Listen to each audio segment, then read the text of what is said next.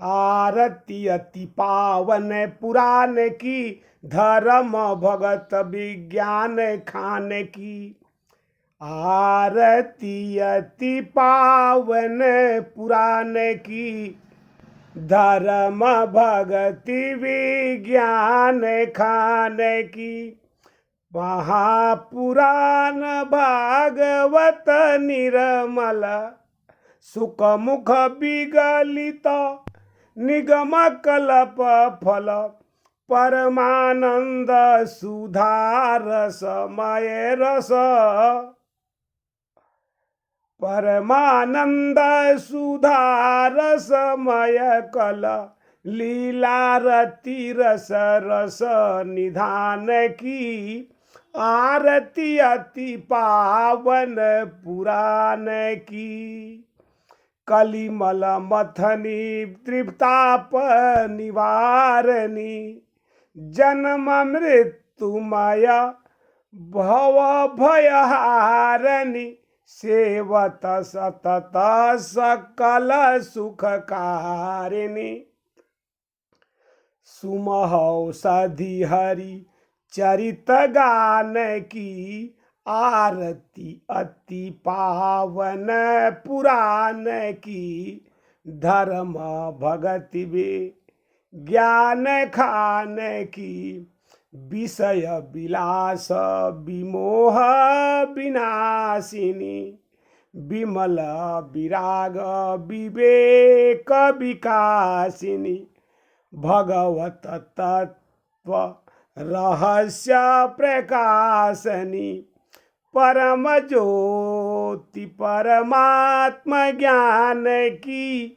आरती अति पावन पुराण की। परमाहंस मुनि मंत्र नौलासिनी। रसिक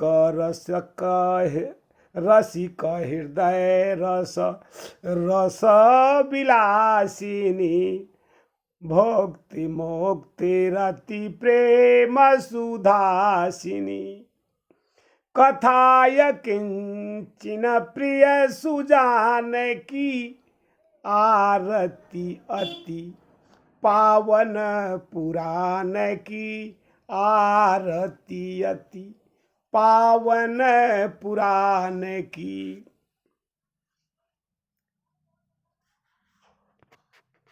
जैसे हमनी का बार बार भागवत पुराण के प्रसंग के बार बार हमनी का एक एक प्रसंग पर हमनी का तर्क करी ले जा हमेशा,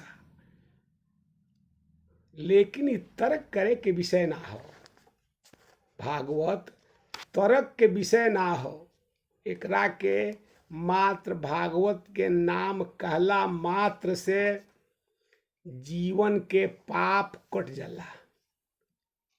एक जन्म के ना, कई जन्म के पाप मात्र भागवत के नाम सुनला मात्र से होला। जैसे भागवत में 4 गो अक्षर बा। पहला भ से भक्ति, दूसरा अक्षर है ज्ञान, गो यानी गो से ज्ञान। तीसरा अक्षर है बैराग, तीसरा अक्षर बैराग हो। जैसे भक्ति होई तबे ज्ञान होई। बिना भक्ति के ज्ञान भइल तो एकदम असंभव बा। जीव चाहे जितना भी कहिले, बिना भक्ति के ज्ञान ना हुई। ज्ञान जल ना हुई तो बैराग ना हुई। अच्छा, अब बैराग रुआ कल हनी तो बैराग के बाद 2 गो रास्ता बा। चाहे बैराग जब हो जाई तो रुआ पूरा तपस्या में लग जाई। अच्छा, आय अब ज्ञान हो गईला के बाद चाहे रउरा मार्ग भटक के तामसी विचार में चल जाए। जीव तामसी विचार में चल जाला बैराग भइला के बाद। यह कथा जौन बा भागवत के प्रथम स्कंध के में कथा बोलतानी। प्रथम स्कंध के पहला कथा में बोलतानी कि सभे जौन बा सनक सनंदन सनकादि संत कुमार चारू भाई जौन बा कहाँ बा लोग, तो नैमी सारण क्षेत्र में जौन बा जौन 100 बरिस के यज्ञ होके के रहे, आ वो यज्ञ में जौन बा ये सब बैठल रहे सब यज्ञ में। यही में रोमहर्ष जी के पुत्र उग्रश्रवा जी आ गई। देखिए रोमहर्ष कहल गई बा जकर सारा रोम से, जैसे हमने के रोमावली बानू 3.5 करोड़ रोमावली बा, जौना के कग रोआ कहता नहीं जा। 3.5 करोड़ रोआ बा, एक सगरी रोआ जे के हंसत होखे खुश होखे, ओकर नाम का है त रोमहर्ष। आ ओकर पुत्र के रहे त उग्रश्रवा। उग्र माने जानता, उग्र माने क्रोधित, बेचैन, एकदम व्याकुल जो हो गई लोग के में श्रवा यानी भगवान के कथा सुने खतरा जी, भगवान के कथा सुने खतरा जे व्याकुल बा ओकर नाम है उग्रश्रवा। उहे के सूत जी कहल गई। जब सूत जी तमाम सारा तीर्थ में इहों का घूमत घामत आवतन, देखी जब ये कथा सुने खतरा व्याकुल बा ओकरा आश्रम में न जाई जी, ओके कहीं दूसरा जगह जाए के उपाय थोड़े बा। वो चाहे जहाँ भी जाई, भगवान के जहाँ पवन पावन कथा होत हो वो जाई।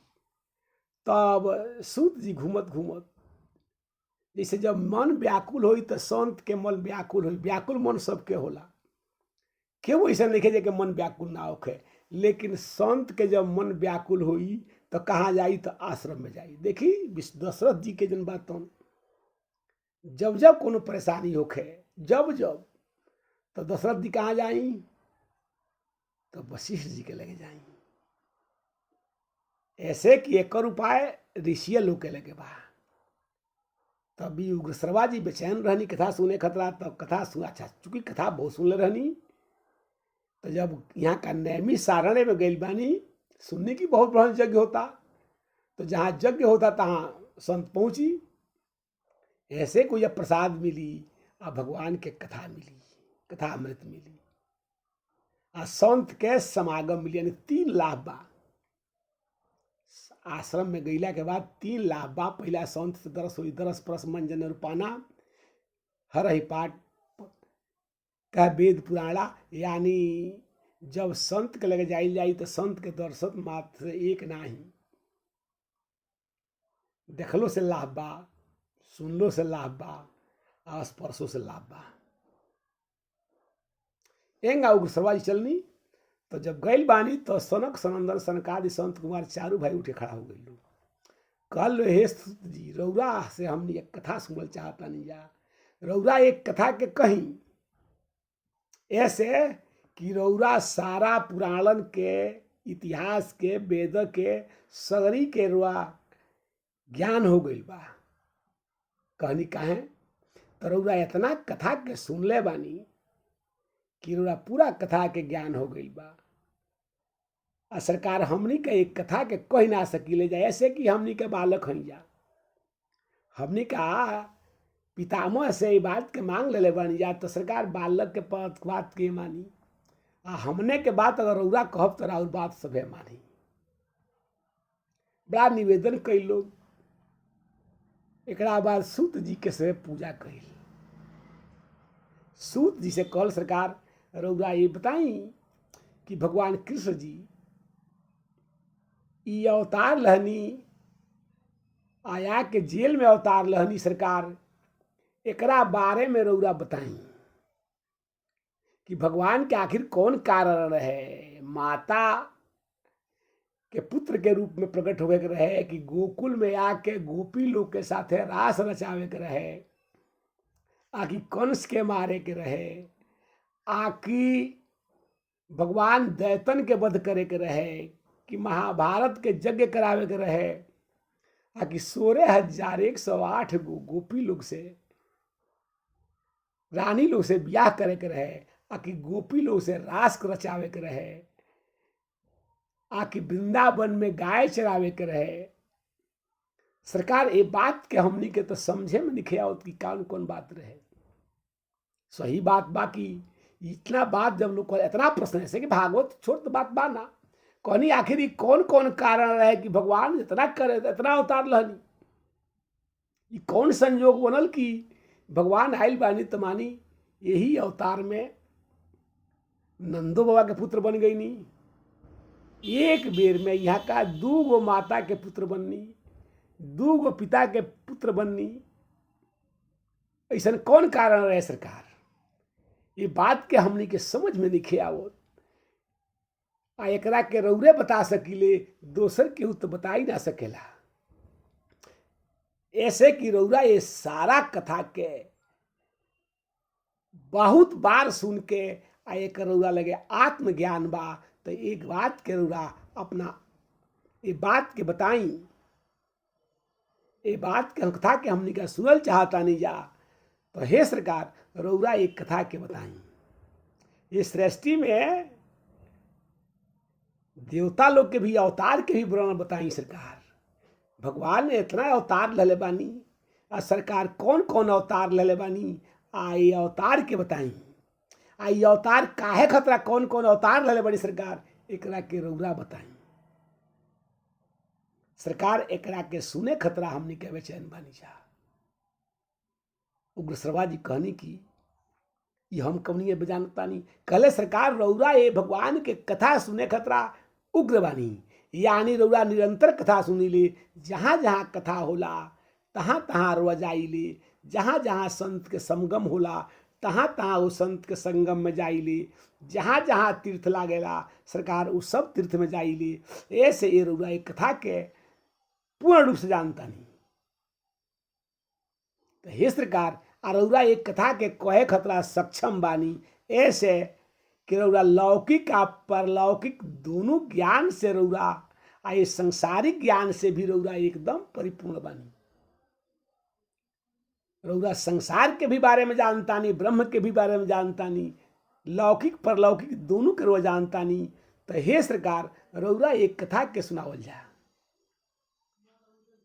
इतना बात जब यहाँ के सुननी तो प्रथम स्कंध के पहला अध्याय में खाली प्रश्न बा, जौन प्रश्न खाली जौन बा तौन सनत कुमार सनक सनंदन संत कुमार यानी सनकाद ऋषि लोग प्रश्न पूछता नैमी शरण में आय। अब जौन बा ये तरीका से पहला स्कंद के पहला अध्याय में प्रसंग बा, दूसरा कथा में भागवत के में भगवान जी के अवतार के वर्णन बा। जय श्री कृष्ण।